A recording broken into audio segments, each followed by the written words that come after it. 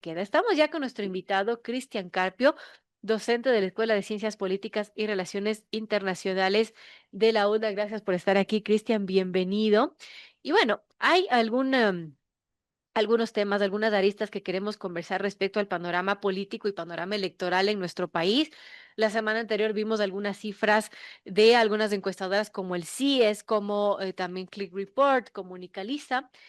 En la mayoría daban cuenta que, por ejemplo, la aceptación presidencial ha bajado un poco, ha bajado unos pocos puntos, en algunas más, en otros menos, pero bueno, hablando de la dinámica electoral y también las seccionales que se vienen a la vuelta de la esquina, ¿cuál es el peso del voto castigo local? Por ejemplo, ¿los electores priorizarán la gestión de alcaldes actuales o usarán las seccionales para castigar la gestión, por ejemplo, del gobierno central? ¿Cómo vemos eso que se viene con las seccionales?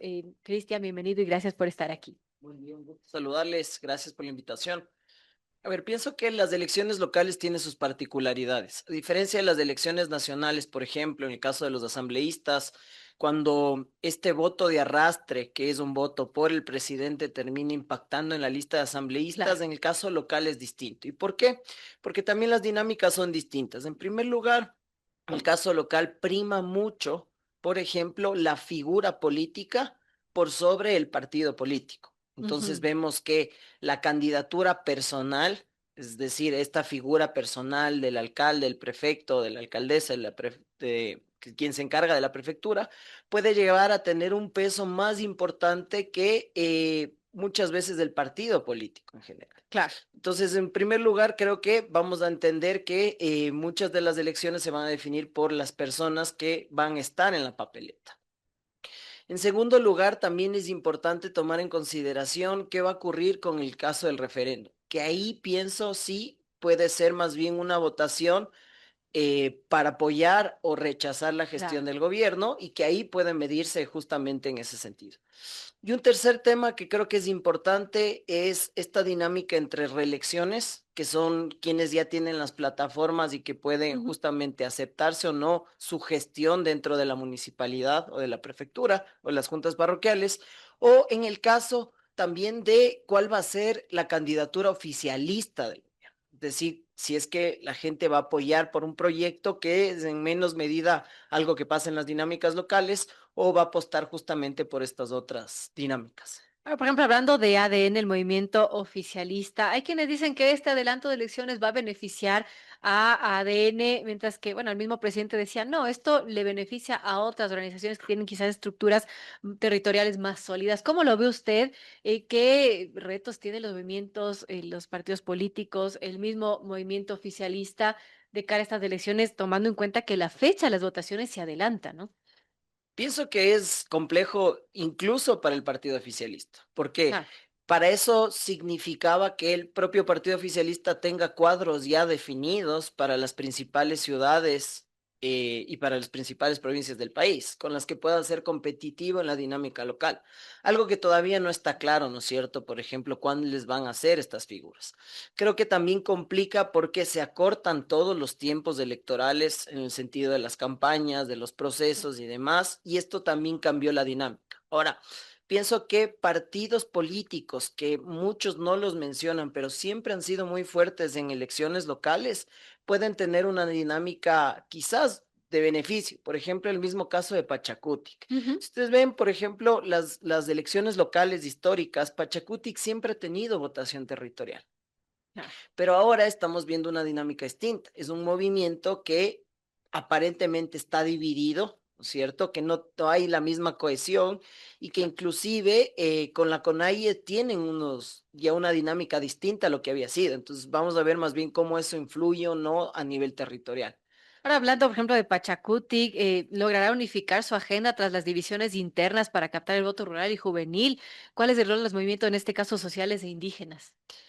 Como le mencionaba, es una dinámica distinta. Por lo general, Ujú. Pachacuti ha sido muy fuerte y se afianzó aún más después de las paralizaciones, las anteriores paralizaciones que tuvimos, que inclusive les Claro. permitió tener presencia nacional más importante. Lo que ocurre en este caso aparentemente es lo contrario. Después de la última paralización, vemos que hay más divisiones internas en el movimiento indígena, no hay la misma cohesión y creo yo que muchas de las figuras locales van a optar por un partido políticamente, voy a decir algo incorrecto, pero por un partido taxi. ¿Cuáles son estos partidos taxis que es muy común en la política ecuatoriana? Son estos partidos que sirven solamente para llevarle a un candidato a un determinado fin y no necesariamente cumplen un rol de organización política. Interesante. Ahora, por ejemplo, hablando de los movimientos con estructuras territoriales sólidas, ¿qué pasa con el PSC? ¿Qué pasa con la RC? ¿Conservan sus bastiones? ¿O hay nuevas fuerzas regionales que están ganando terreno? En el caso del Partido Social Cristiano vemos un debilitamiento progresivo, significativo.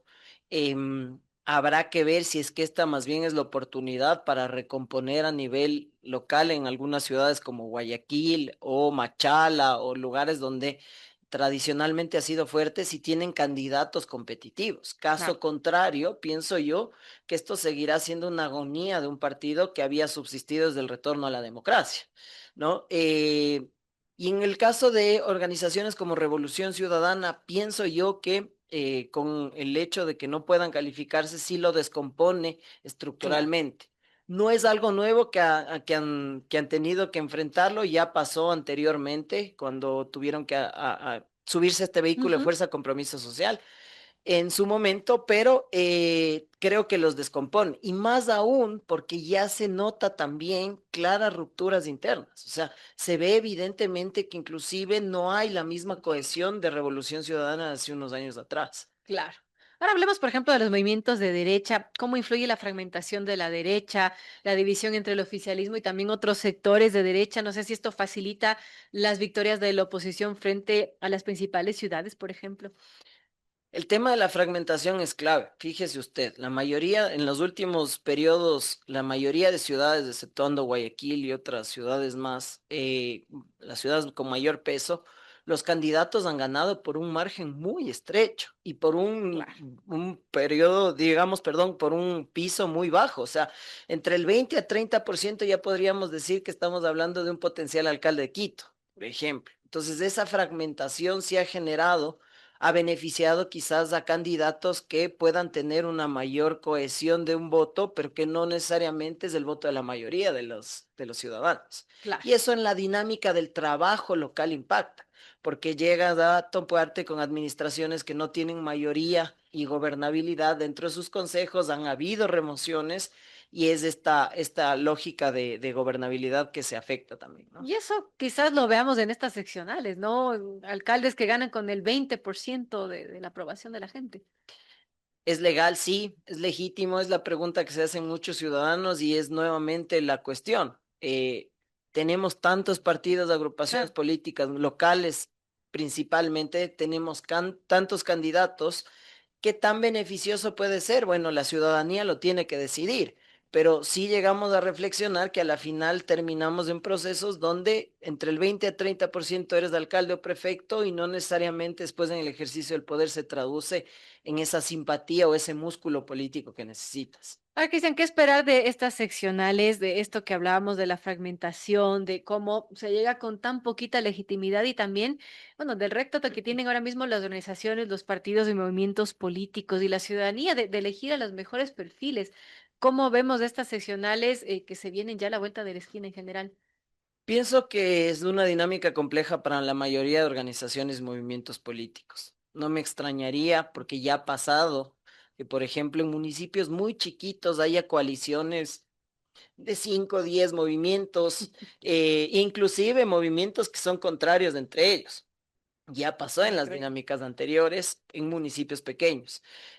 Pienso que a la final igual va a implicar, porque también entre la posesión y la elección hay un Un tiempo tiempo muy grande, ¿no? significativo. Sí. Entonces, ¿qué va a pasar con esos candidatos electos en ese periodo?